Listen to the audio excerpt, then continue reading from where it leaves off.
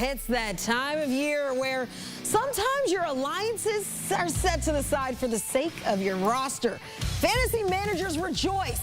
Well, or start looking ahead to next week.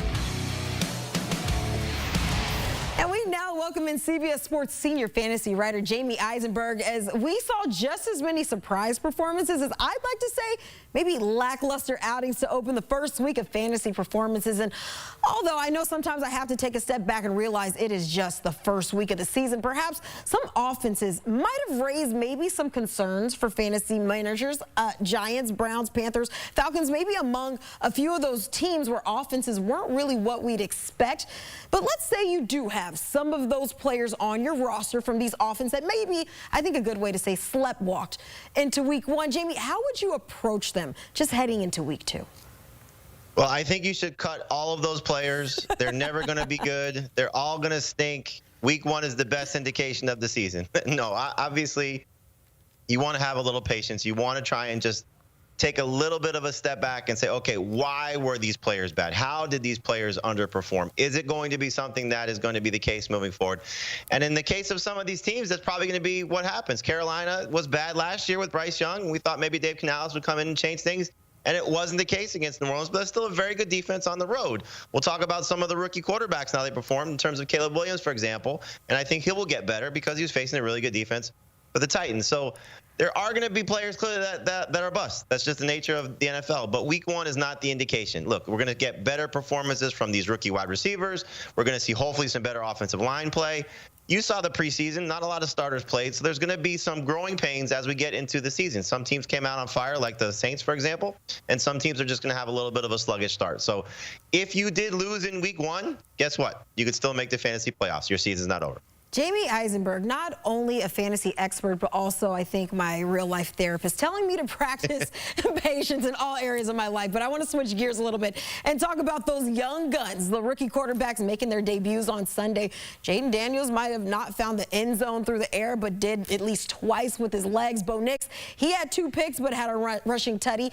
And maybe not the most explosive outing many probably anticipated from Caleb Williams. But just looking at these 3 young QBs, who would you say is the better option moving forward? Where we stand, week one, not panicking just yet.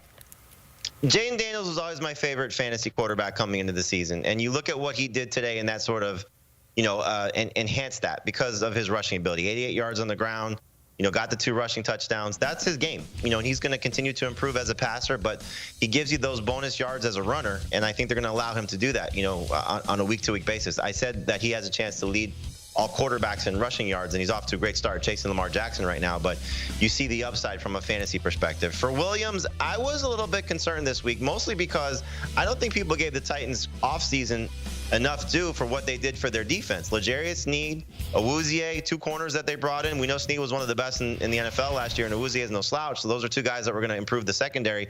And then Quandre Diggs on the back end of that, plus what they have in the middle of that defensive line. So I knew it was going to be a little bit tough for Caleb Williams. I didn't expect him to struggle like this. And so if you need to move on from him in a redraft league, meaning in a league where you're not keeping him long term, and Baker Mayfield's on the waiver wire, I could see somebody doing that just because Baker right now is hot coming off last year, gets off to a great start, good matchup going into week 2 against Detroit. So that's an easy switch if you need to make a move. Bo Nix was never anybody I think you looked at and said, okay, he's going to be a starter in a 1-quarterback league. But you see there is some signs of potential. Obviously, this offense is limited from a receiver standpoint. So in 2-quarterback super flex leagues, I hope he was drafted really more as a backup. But there will be some weeks where he gets better. I trust Sean Payton as much as anything, so that's really, I think, where you look at if you're going to buy into Bo Nix. So really, it's Jaden Daniels, must-start guy. Caleb Williams, someone stashed on your bench. Bo Nix, don't worry about him if you have him in 2-quarterback or Superflex league. All right, Jamey, I got to talk from the rookies, and we got to talk about some of those vets. I think we might have seen some of those young guys have a better outing than what we saw out of guys like Kirk Cousins and Deshaun Watson. I just want to get your panic meter for these 2 throughout the season. Worth keeping them in starting spots if we have them there right now moving forward.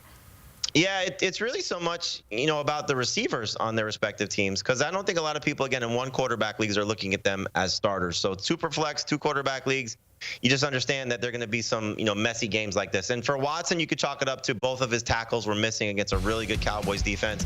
I thought he would look a little bit better than this, but this was, clearly a disappointing performance. And you wonder still how much of that shoulder injury is bothering. Remember, a couple weeks ago, he had to miss practice due to some shoulder soreness. So hopefully he'll be 100%. For Cousins, this was disappointing. And maybe that just was knocked the rust off after not playing following the Achilles injury. So you hope there'll be better days. Again, played a very tough defense of the Pittsburgh Steelers. So I don't think anybody should say, okay, Drake London's going to stink. Kyle Pitts, even though he scored a touchdown, not a huge game, he's going to struggle. And the same thing for the Browns with Amari Cooper. Hopefully David Njoku's okay. Jerry Jeudy did score a touchdown. So these guys will have better days. Again, Browns get healthy on the offensive line. Cousins gets an easier opponent now that he played a game following the Achilles injury, but this was a very disappointing start and might be a sign of what could happen Monday night for Aaron Rodgers, another older quarterback coming off a significant injury. We'll see how that plays into him against the 49ers. Okay, well, from maybe some performances that weren't as great to maybe some that kind of took us by surprise. I think some questions were maybe answered in the backfield for a few clubs. Personally, I didn't know what to make of the Tony Pollard situation in Tennessee, Zach Moss in Cincy, but just considering some of these teams with ball carrier concerns heading into the season, do you think the type of production that maybe we saw on Sunday for guys like Moss, Pollard, Najee Harris in Pittsburgh, Brian Robinson in Washington, do you think maybe that can hold as the season progresses? I do, and these were, situations that we just didn't have answers to going into the season. Now, I'll go quick point by point. For Cincinnati, Zach Moss was expected to be the leader going into the season. He has a very lengthy injury track record going back to his college days at Utah. So if he does not hold up, then Chase Brown will come into play. But they're both going to share touches, as we saw today. Clearly a disappointing performance across the board for the Bengals. But Zach Moss did find the end zone. So for now, he's the best option there. When you go to Tennessee, Tony Pollard in their last preseason performance separated himself a little bit from Tyjae Spears, and I think did so a little bit more today. But the playing time was almost still an even split.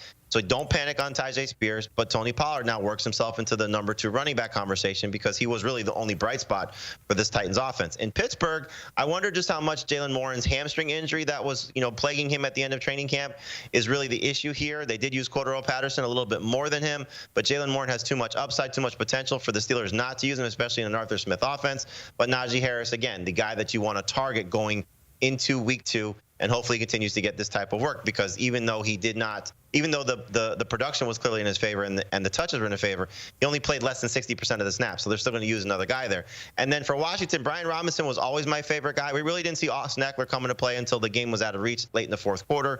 So Robinson getting work in the passing game, getting the short yardage touchdown. He did lose 2 rushing touchdowns, as you noted, to Jaden Daniels, but there's still an opportunity for him to get those opportunities. So he is the safest of the bunch, in my opinion. But this is still going to be, all these backfields are still going to have some crowded situations moving forward. You talk about crowded situations, but you're saying Brian Robinson, maybe one of your favorite out of the bunch. Considering that we didn't really see Austin Ekeler until later on when the game was out of reach, do you foresee maybe this being how Washington takes things going forward? Absolutely. Austin Ekeler is 29 years old. He's coming off a disappointing season with the Chargers. Now, he does have some things in his favor. He's going to be still an electric pass catcher.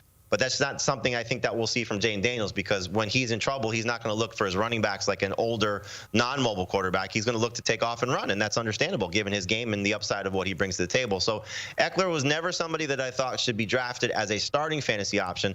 But A, he's an injury away to Brian Robinson to maybe getting back in the fold and the love and good graces of fantasy managers. But he talked about this. He said his role is going to be reduced. He's going to be used how he was early in his career when he was sharing with Melvin Gordon. So Austin Ekeler's role is just going to be more of a change of pace, third down type of guy. So keep him on your bench for now, but don't plan on starting him anytime soon. Yeah, and I also, one of those other offenses that I had questions about was the Chargers, but I think we saw J.K. Dobbins kind of put me to silence after his performance today. But quite a few young guys with high expectations coming in, and I'm going back to some rookies, but maybe didn't have the night that we thought they would have in week 1. Marvin Harrison out with the Cardinals, just 1 reception for 4 yards. Maybe a little bit of a better outing for Malik Neighbors, though, but 5 receptions for 66 yards. No touchdowns for either. But do you think maybe we need to panic about either, or do you think as time progresses, we'll see them getting more involved in the offense?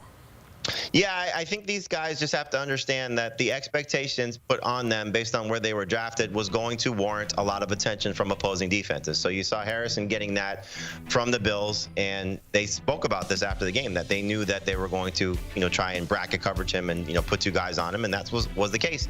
He was wide open for what could have been the game-winning touchdown. Kyler Murray just didn't see him. Had he caught that or got the ball thrown to him, we may not have the same concerns. For Neighbors, we knew this was going to be a bad offense. We knew Daniel Jones was going to struggle.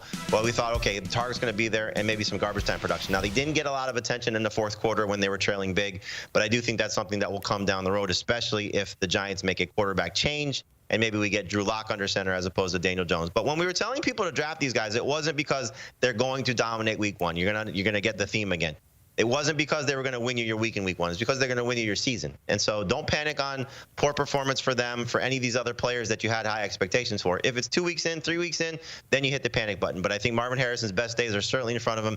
Same for Malik Neighbors. 5 for 66 wasn't an awful day, but better days are ahead for both of these guys. What does the saying go? This isn't a sprint, it's a marathon. That's kind 100%. of what the route that you're telling us to take. I'll make sure to heed that same advice for myself. Jamey Eisenberg, as always, we appreciate you stopping by for the insight.